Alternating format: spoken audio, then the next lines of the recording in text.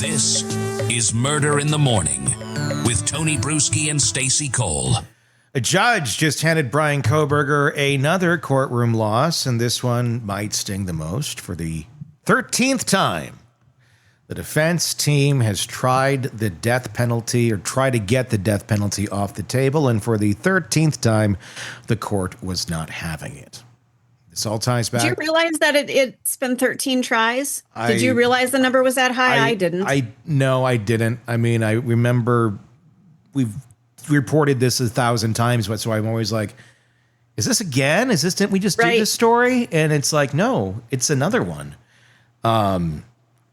Yeah. But this all ties back, of course, to the brutal murders of 4 University of Idaho students in November 22.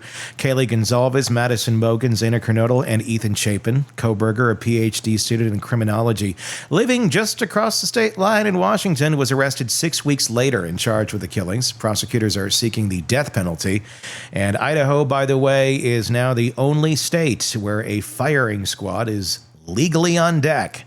So far, Kohberger's team has pulled every lever they can to try to find some way to dodge that outcome.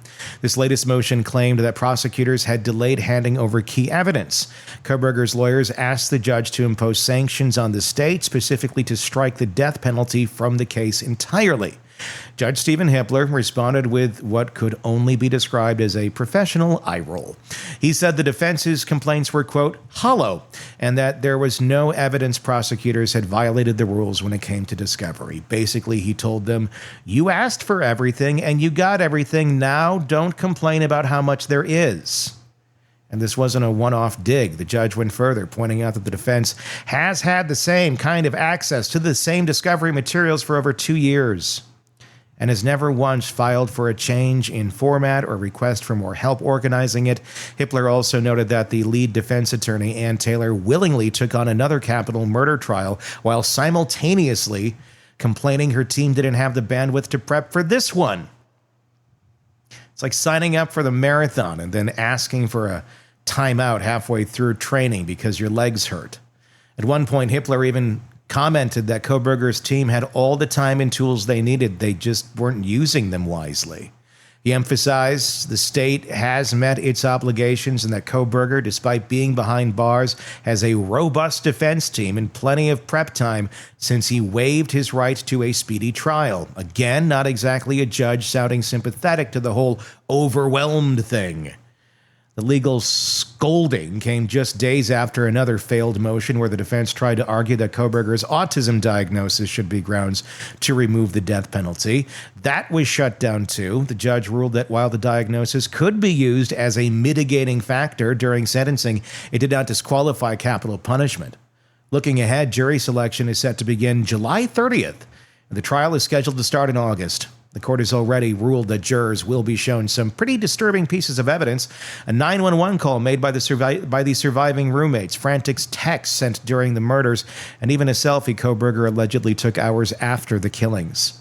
Prosecutors say it shows his bushy eyebrows, the same description given by the surviving roommates, who claims to have seen the killer inside the house. They're also bringing in Kohberger's Amazon purchase history, which reportedly includes a K-bar knife and a sheath, the same type of sheath found next to one of the victims. DNA found on that sheath was matched to Kohberger through familial DNA testing. Key piece of the puzzle that led to his arrest in Pennsylvania. The surviving roommates, Dylan Mortensen and Bethany Funk, are expected to testify. Mortensen, in particular, reportedly saw a man dressed in black walk past her door in the middle of the night. The man prosecutors say was Bryan Kohberger.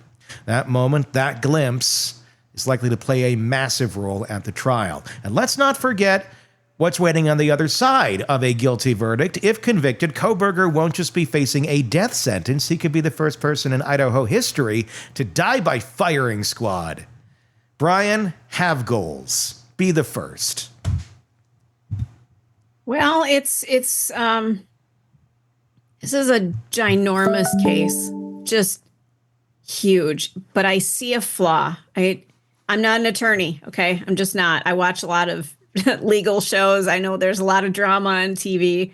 I get it. But here's the flaw that I see.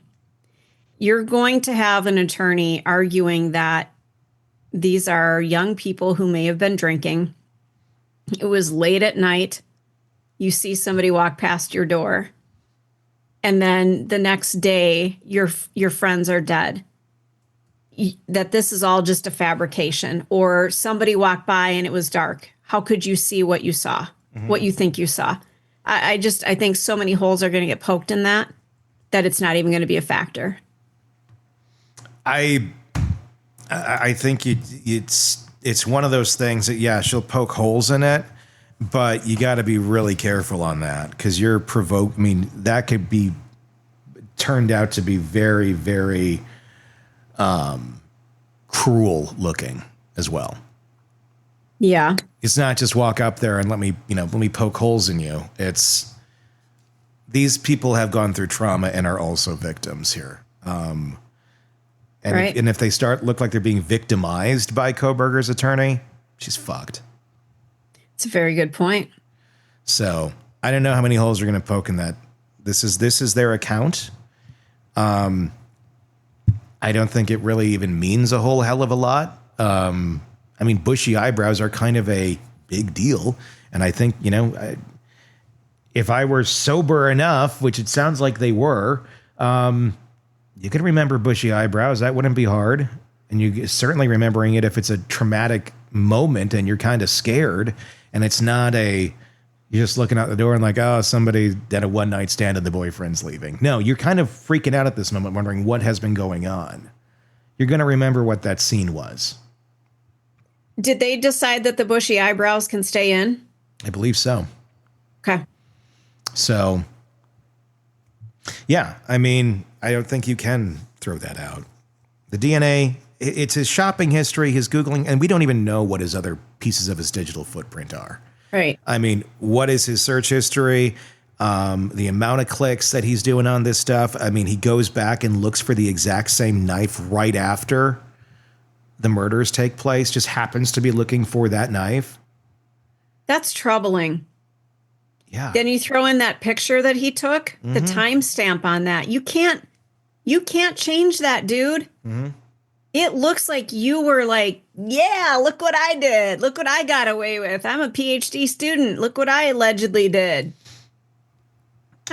Here's a new, and I'm going to do a piece on this, like a long piece. One of my chats. I have no name for that. I just talk. Howard Bloom, the author. Yeah. He has a theory that he just published, and this is Howard Bloom's theory, that the motive for the murders was not rooted in the traditional rage, revenge, or opportunistic violence, or I guess the area I've been talking about a lot with the who are the creepy guys that like incels, the incel thing. He's arguing that it was twisted devotion, intellectual obsession, and a delusional desire to impress his mentor, Catherine Ramsland. Are you shitting me? Yeah. Well, Dr. Catherine Ramsland, I should say. Who we've had on a few times, and who refuses to talk about this case. Yeah, and she won't talk about it. I mean, we could get her booked again, but it always comes with the caveat that she does not want to discuss this. She won't. I absolutely respect that. She won't. For obvious reasons.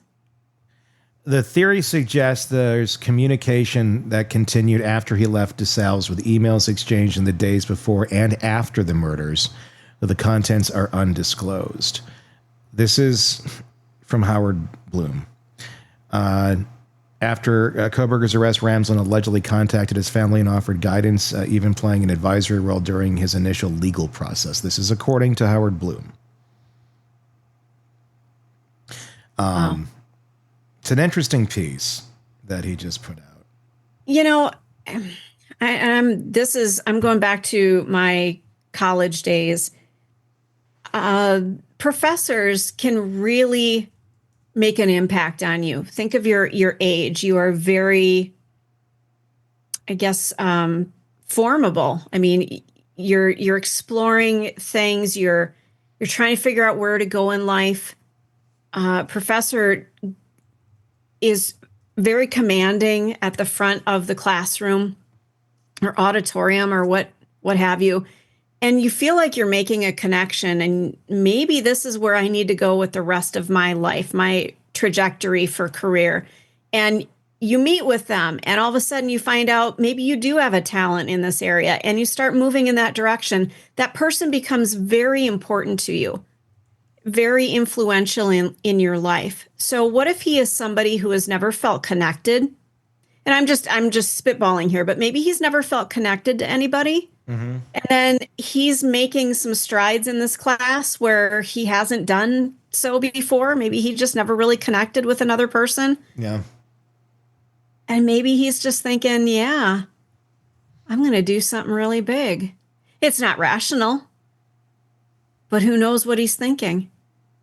It's an interesting theory. It is. The next thing I was looking at was I wanted to see what Bryan Kohberger's mother looked like. God. Oh, are you? No.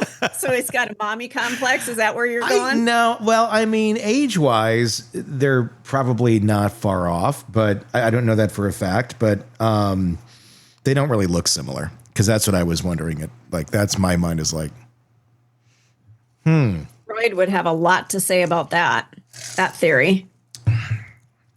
Well, yeah, that's exactly why I went there. I know. Who knows? I know that's Howard Bloom is that's in his a new article that he just published. Airmail, I think, is where it's at. So I don't know. I mean, it's an interesting theory, a very interesting theory, and if these documents exist, if these emails exist that he's talking about, and they're presented as evidence in court, which they could very well be, that's going to open up a whole new ball of insanity into this case. Every word is going to be dissected. Every word. We're going to have all kinds of And I'm in experts. no way implying anything negative about Catherine Ramsland at all. No. I think it's 1,000% on what he's going to be saying in this. Again, all that stuff is coming from Howard Bloom. It'll be interesting. There's certainly a hell of a lot to unravel in this, and I think we've only just seen, the small preview of what is all to come in the case against Bryan Kohberger. Craving non-stop true crime updates? Press subscribe now and get the latest cases, analysis, and expert commentary delivered straight to your feed. Only from the Hidden Killers podcast and True Crime Today. The neighborhood was picture perfect. Manicured lawns, kids riding bikes, friendly smiles exchanged over white picket fences. And then there was him, the guy who never made eye contact, the one who only left his house at night, dragging black trash bags to the curb. Bags that sometimes twitched. He's just a little odd, they said. Just keeps to himself until the smell started.